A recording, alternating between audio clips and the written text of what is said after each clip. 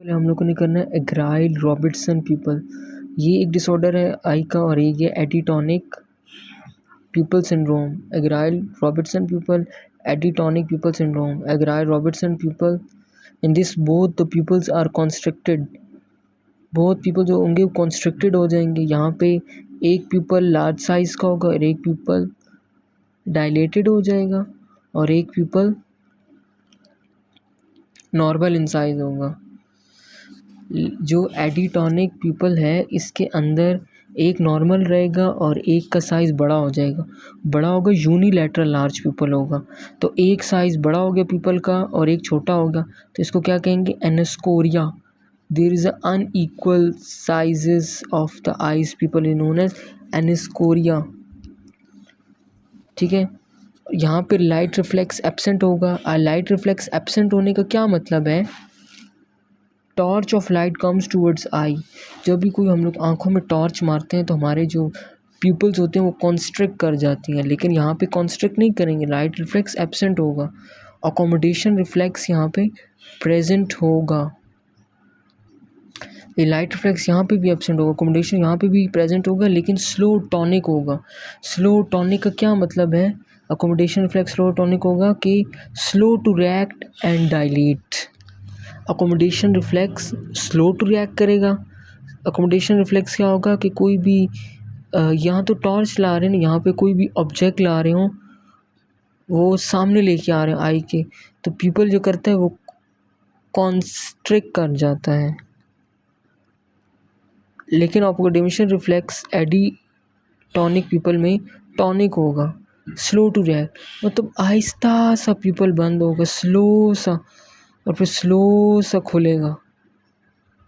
Accommodation reflex यहाँ पे present होता है। ये बैक्टीरियल होता है। बैक्टीरियल कौन सा? सेफेलस, जिसको कहते हैं, इसकी एक स्टेज होती है सेफेलस की, टार्शरी सेफेलस। इस स्टेज का क्या नाम होता है? न्यूरोसेफेलस। क्या होती है स्टेज का नाम? बैक्टीरियल सेफेलस की tertiary stage which is known as the neurosyphilis. ये इसकी स्टेज होती है। यहाँ पे लीजन क्या होता है? Lesion occurs when the fibres from the pretectal nucleus of the mid brain. Mid brain के प्रीटेक्टल न्यूक्लियस से जो फाइबर्स जाते हैं पैरासिम्पैथेटिक न्यूक्लियाई जो एडिंगर वेस्टफाल न्यूक्लियाई तक जाते हैं, वहाँ पे फाइबर्स में कुछ डैमेज हो जाए, सो लाइट रिफ्लेक्स एब्सेंट होगी। लेकिन अकोमोडेशन रिफ्लेक्स क्यों होगा? कि जो present because the because the connection between the parasympathetic nuclei and the constrictor pupillae muscles are intact. Pretectal nuclei of the midbrain से parasympathetic nuclei एडिंगर वेस्टफाल न्यूक्लियाई तक जो fibres में डैमेज हो जाता है, ठीक है, उनमें।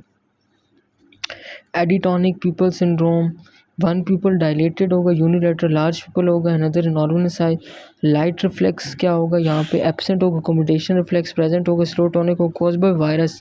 न्यूरोसेफेलस की टर्शरी स्टेज न्यूरोसेफेलस वायरस होगा। इसमें क्या करेंगे कि डायग्नोज किस तरह करेंगे? एर्गाइल रॉबर्ट पीपल है या एडिटोनिक है? यहाँ पे तो दोनों होते हैं ना, कॉन्स्ट्रिक्ट होते हैं। या तो ये फिजियोलॉजिकल भी हो सकते हैं, ज़रूरी नहीं कि हर बार पैथोलॉजिकली ये कॉन्स्ट्रिक्ट हुए हों, छोटे हुए हों। किसी हो सकते हैं फिजियोलॉजिकली, ये भी फिजियोलॉजिकल हो सकते हैं, एक बड़ी आँख हो और एक छोटी हो। इसको डायग्नोस किस तरह करेंगे एडिटोनिक को? कि पेशेंट जो होगा उसके जो आई के अंदर ड्रॉप्स डाले जाएंगे। यहाँ पे लिखा हुआ है Adie tonic syndrome it can be confirm by looking the hyper sensitivity to cholinergic reagents. Pilocarpine जो होगा वो यूज़ करेंगे, आई ड्रॉप्स के फॉर्म में आई में डालेंगे, तो उसकी वजह से क्या करेगा? एडिटोनिक पीपल कॉन्स्ट्रिक्ट कर जाएगा जब ये ड्रॉप्स ऑफ आई डालेंगे। Pilocarpine,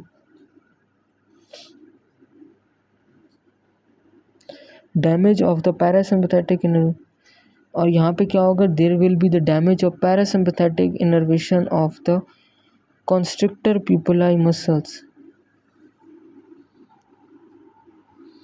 there will be the damage of parasympathetic innervation of constrictor pupillae muscles. Constrictor pupillae muscles क्या होते हैं जो कि पुपिलाई को कॉन्स्ट्रिक्ट करके रखते हैं।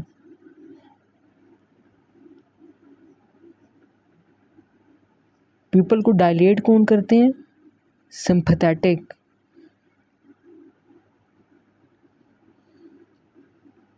पीपल्स को कॉन्स्ट्रिक्ट कौन करते हैं? पैरासिम्पैथेटिक। अब पीपल्स को कॉन्स्ट्रिक्ट कर रहे हैं, वो पैरासिम्पैथेटिक कॉन्स्ट्रिक्ट करते हैं। लेकिन अगर इसकी डैमेज हो गई है, कॉन्स्ट्रिक्ट नहीं करके रख रहे तो बड़ा कर देंगे, तो एक पीपल का साइज बड़ा हो जाता है। कॉन्स्ट्रिक्टर पुपिलाई क्या मसला होता है? पीपल को कॉन्स्ट्रिक्ट करके रखते हैं मेरे ख्याल में। सिंपैथेटिक जो होते हैं वो पीपल्स को डायलेट करते हैं। पैरासिम्पैथेटिक क्या करेंगे? पीपल्स को कॉन्स्ट्रिक्ट कर देंगे। अब पीपल्स को कॉन्स्ट्रिक्ट करते हैं, लेकिन अगर इनका डैमेज हो जाता है तो फिर क्या होगा? पीपल जो होगा वो डायलेट रहेगा, कॉन्स्ट्रिक्टेड नहीं रहेगा, साइज़ में बड़ा रहेगा। मतलब यूनिलैटरल लार्ज पीपल, एक पीपल बड़ा रहेगा, एक नॉर्मल रहेगा। फिर आई ड्रॉप्स डालेंगे पोलीकार्पिन के जो show the hyper sensitivity cholinergic reagents. फिर पता चल जाएगा कि ये एडिटोनिक पीपल सिंड्रोम है। यहाँ पे damage between the fibres from the pretectal nuclei to pre sympathetic parasympathetic nuclei एग्राइल, और यहाँ पे क्या होगा? Edinger Westphal nuclei. बस यही इसका डिफरेंस है।